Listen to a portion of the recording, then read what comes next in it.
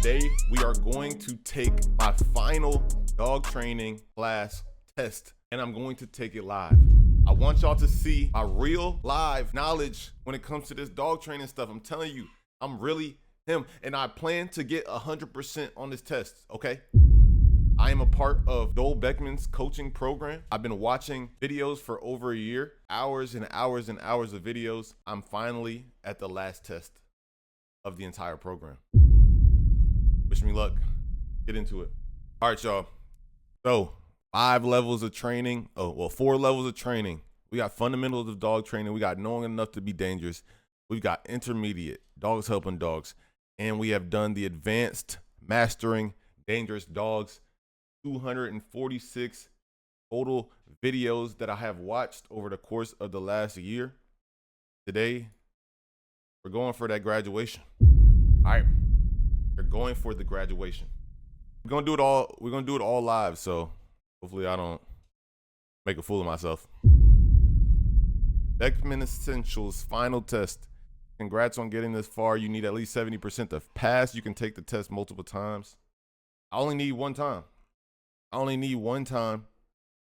I'm going for 100%. 34 for 34. All right. Maybe I give myself a little grace. Maybe do 31 for 34. But I'm going for it. Question 1. Who developed operant conditioning? Easy. And I'm not going to waste time. I'm not going to waste time reading these questions if I know the answer. Like, we're going to keep going. Decreasing behavior. Adding decreases. That's positive punishment. Easy. Variability and reinforcement does what to a behavior? It strengthens it. I tell all my clients, let's go. According to Joel, main flaw with operant conditioning is Skinner's not smart. Force-free trainers rely on it too much. And 5 legs. Your client doesn't live in it. Yep, I've heard him say this. He said that. Best definition of shaping. Excuse me. Reward to guide. That's luring. Behavioral technique where target behavior is taught by reinforcing successive approximations. That sounds like it. Signal used to pinpoint the exact moment of desired. That's a marker. Slowly lessening, removing a cue. That is fading. Let's go. You want basic obedience to be solid out in the real world.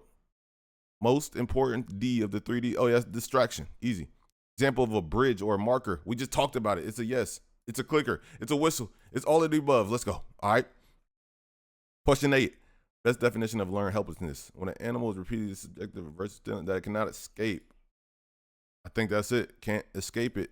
That's learned helplessness. Temporary, predictable increase in the frequency, intensity, or duration of behavior that's no longer being reinforced. Yeah, it's not that. It's the first one. All right. The best way to train sitting down. I'm gonna say luring.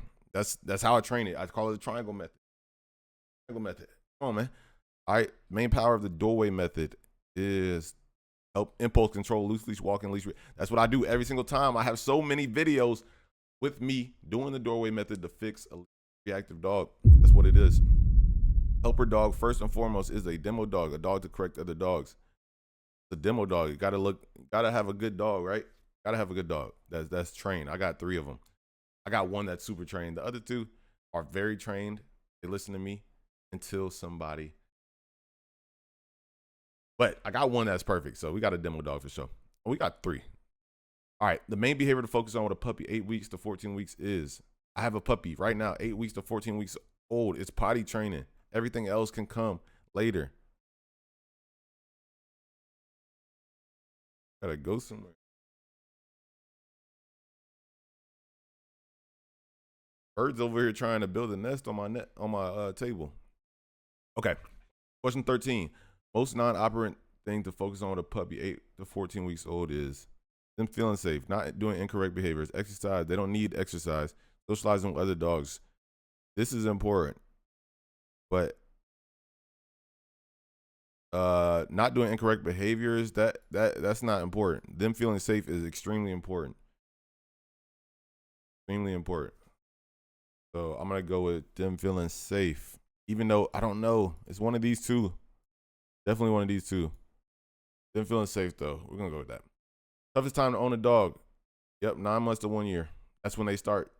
That's when they start acting up. You gotta get very consistent 9 months to a year. Very consistent. Our only job as a dog trainer is to teach our clients how to train their dog. That's completely false. You know, I teach how to be confident. I teach how to train your dog. Obviously, I teach how to your energy. I teach different concepts, a lot of things.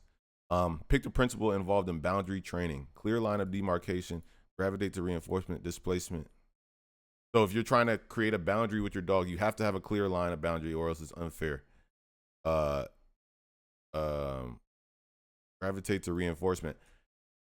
I'm thinking he's saying that they gravitate towards the place that they're reinforced to, which means if you have boundary, you don't want to reinforce them from behind the line.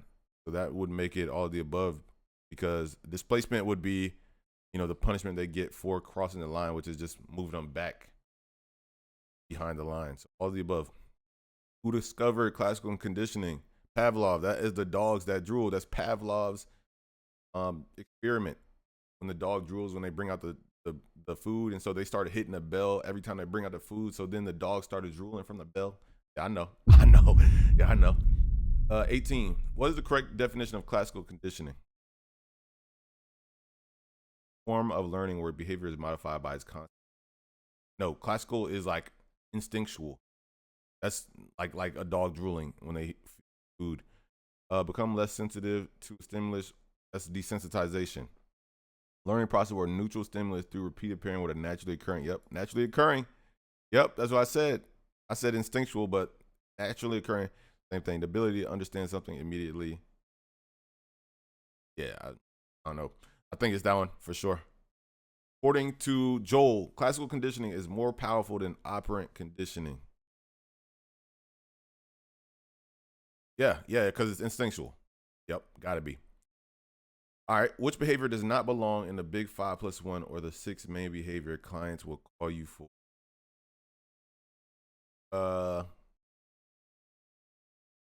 Which behavior does not belong in the big 5+1?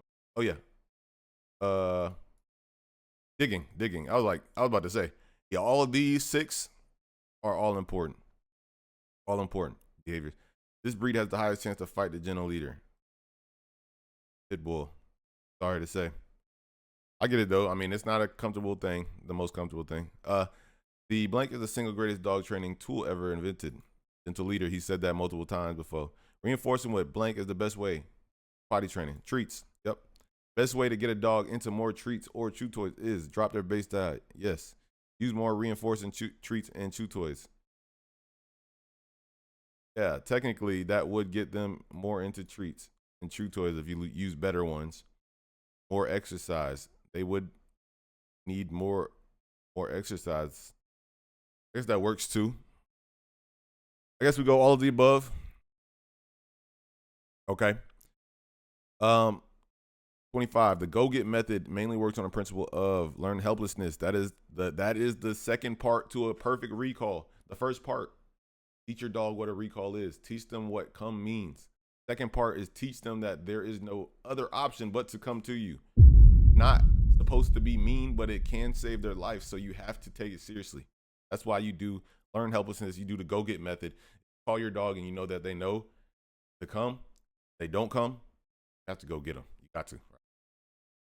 Shed method for jumping can help aggression at phase. Physical strength. That's when you walk through a dog. If they try to jump on you, walk straight through them. That's shed method. And you keep your arms up like this, shed them off. Yeah, it is. I got it. All right. Which behavior does not belong in the be the boss aspect of the aggression reduction system?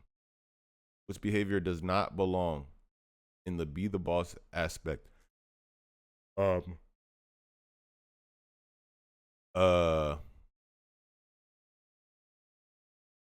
Which behavior does not belong? Bed, loose leash walking, recall, jumping, counter surfing. Not sleeping in the. Now, this question is a little confusing. Which behavior does not belong? So, which behavior does not belong in the be the boss aspect? So, are we saying are these behaviors are part of the be the boss aspect? Because loose leash walking is a part of it. Recall is a part of it.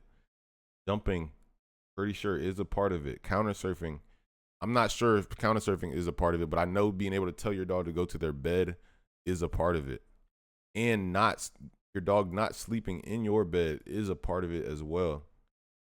So, but counter surfing should also be a part of it, because if your dog counter surf, that's not you being a boss, I would say. But but I think these other ones are for sure part of that. Hopefully that's right. Come on. That might be the one. All right. 28. Reducing pent-up energy can often significantly reduce aggression and reactivity. Definitely true. Handshake method is letting the dog know you accept the trigger. That's true. Speech from scary stimulus only works for a dog with people aggression and reactivity. That's false, because it works for like if your dog scared of vacuum, right? You can feed them, give them treats while the vacuum's on. That's kind of like treats from a scary stimulus in a way. Or like if your dog is scared to walk past something, throw treats near it so they get closer to it. I think those are versions of treats from a scary stimulus, I think. What are versions of mark and punish? Out of the circle of trust, sock and awe, yes. Shock collars, basically. Leash correction, couple to grab, yes. All of the above. Okay, a tail wag always means the dog is happy. That's completely false. I think everybody knows that. Hair up on the back mainly means the dog is aggressive, happy. It's stimulated. They're stimulated. That's what it means. Never working with fearful, reactive, or aggressive dog. The aggression reduction system needs to be methodically worked through. That's a true. That's a true. Okay. All 34 questions done. You got to submit it. See. Come on. 34 for 34. Let's go, man. Come on, man.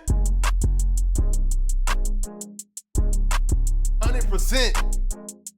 Stop playing with me. Stop playing. 34 for 34. Hey, what does that mean? Does that mean I'm officially a professional dog trainer? 34 for 34. Oh my gosh. What was it? Question 27. Oh, that was a close one. Come on. What was the other one that was close?